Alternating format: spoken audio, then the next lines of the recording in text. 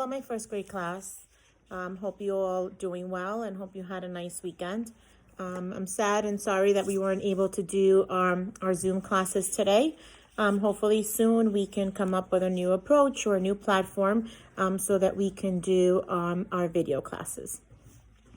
Today I am going to video myself talking to you about our new lesson for the week.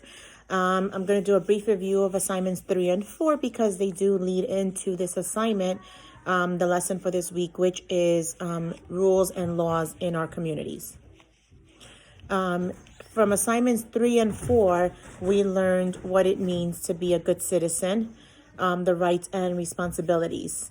Below were some points that I posted in our assignment sheet that I gave you about what it means to be a good citizen and how we can act as a good citizen, right? People are citizens of a community, of a state, of a nation, and in the world. Citizens protect and respect their own communities, and they participate in community activities. Responsible citizens respect others, behave honestly, help others, obey the rules. And students also have a responsibility as a citizen. They help solve problems in school. They help make decisions. They resolve conflicts at homes or in our communities or even in your classrooms, right? So we learned about responsibility and rights. And I know that we looked at a chart that I gave you last week, which I attached to this assignment as well, which was a chart about rights and responsibilities. So for example, one of the rights is feel protected by rules and laws. That's your right as a citizen, right? You want that right. You want to feel protected by rules and laws. And the responsibility as a citizen is to follow the rules and the laws, right? A responsibility is something that you should do because it is right. And we all have a responsibility as citizens to help the community. So what we're going to talk about today is rules and laws. So why do our communities need rules and laws? And our LO for the week is how you can explain how rules and laws are different and why they are important for our communities and the citizens living in them, right? So what kind of rules? Let's think about rules in our family, right? So a rule is a guided behavior. So it's behavior in families, in games, in schools, and other organizations. They protect our safety. So for example, there's rules in our families, right? We have rules in games that we have to follow certain rules. So let's think about the rules, excuse me. Let's think about certain rules in our family, right? What rules do your family give you? So one of them can be clean up after dinner, right? To help clean up the table with your dishes and your cups and your utensils and put them all in the kitchen for cleanup. Another rule that your parents may have is you must brush your teeth at bedtime, right? So those are all rules that your family may have. We have rules in our classrooms, right? Our teacher has rules in our classrooms, such as raise your hand when you want to speak. Another one is don't talk out loud, or just respect your teacher, respect your friends, be kind to each other, help each other. Those are all rules in a classroom, right? So these rules, if you don't listen to the rules in the classroom, right, if like you start talking or you don't listen to your teacher, then the consequence is going to be to move your name up or down on your behavior chart, or you won't get a dojo point in your behavior chart. So there's many different consequences, right? So that's what happens when you don't follow rules and laws, right? There's consequences. And consequences is a punishment that you may receive for breaking a law or a rule. Something that you should do because it is right. That is what a rule is. So we all have a responsibility as citizens to help the community. So as rules and laws are rules that are made by a government. And it tells you how to behave. Laws protect the rights and the freedoms of individuals and groups. And our country makes laws, right? So there's laws that our country makes that, again, if we don't follow those, we have consequences that we will face because if we didn't follow the right rule or law. So what we have to do now, what I'd like you to do is I'm going to ask you some questions about different rules in our community and laws and what would happen. And then what we're going to do is, as the assignment for this week, for assignment number 5, is you're going to answer all these questions for me about the rules and the laws in our community. And then what are the consequences? Again, what is the punishment that you will receive for breaking a law or a rule, right? What is the consequence? So the first one is again, what kind of rules does your family have?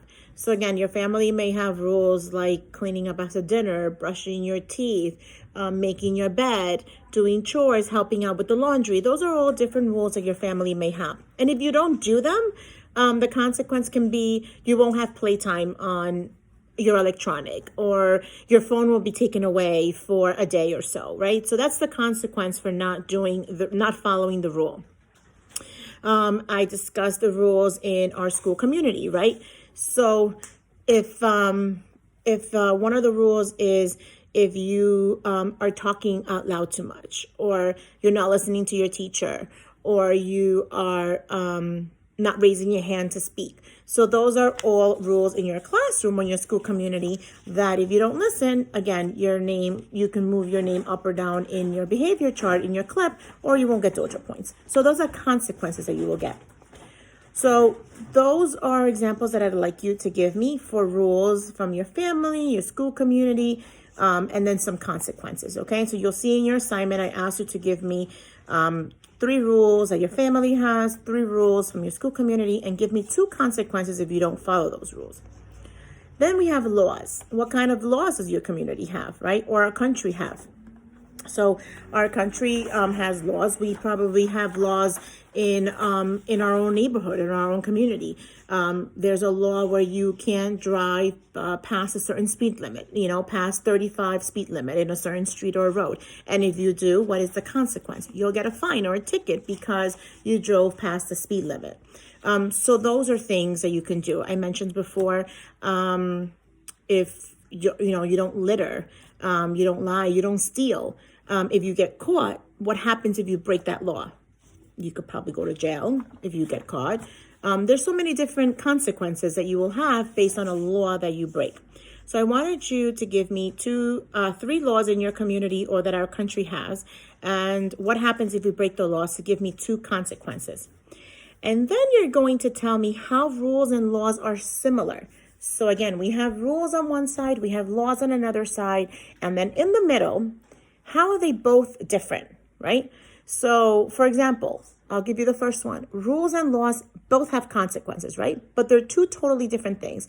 Rules are more of a behavior, and laws are more of a right, a rule that's by a government that tells you how you have to behave, right? So that's the law. So like I just said, the speed limit, you have to drive at a speed limit below 35 in order to not get a ticket. A rule is a rule in a classroom, or a family rule, clean up after dinner. So they're slightly different, but they both have consequences if we don't follow them. Rules and laws also keep us safe. And rules and laws are things that are things that are followed by good citizens, which is why I brought up the lesson from citizenship, because when we follow rules and laws is how we can be good citizens. And that's what assignments 3 and 4 were, which are leading us to now talk about more specifically on what rules and laws are. So after we answer these questions in assignment 5, you can send these to me, and then we're actually going to do for assignment 6, and I'll give you more details about it. And I actually made my own Venn diagram as well. I am going to send that to you in my next assignment. I'll send you my sample. And but I want yours to be a little bit more specific. Mine are a little bit more generic, meaning in general terms. Like, so mine will just say families have rules, but I'd like you to tell me what rules your family has, for example. Okay, so this is what a Venn diagram looks like. Right, so it's 2 big circles, and then in the middle is how you identify how they are similar. So this is going to be assignment number 6, but I'd like you to complete assignment number 5 first and reach out to me if you have any questions so that we can discuss it together. And then for assignment 6, we're going to do the Venn diagram. And like I said, Ms. Bombalo already did hers, so I'll go ahead and send you mine also when I send assignment 6, so you can have an idea. But again, mine is more general. I'd like yours to be a little bit more specific by telling me specific rules and laws for either the community or in our country. Okay. If you have any questions, please reach out to me. This assignment is due. This part is due by Wednesday, April 8th, if you can. If not, by Friday. And then by tomorrow, I am going to post the Venn diagram and details so that you can do that assignment towards the end of the week. And again, if you have any questions, please feel free to reach out to me. I hope you're all doing well. Ms. Bumbalo misses you all, and have a great evening. Thanks.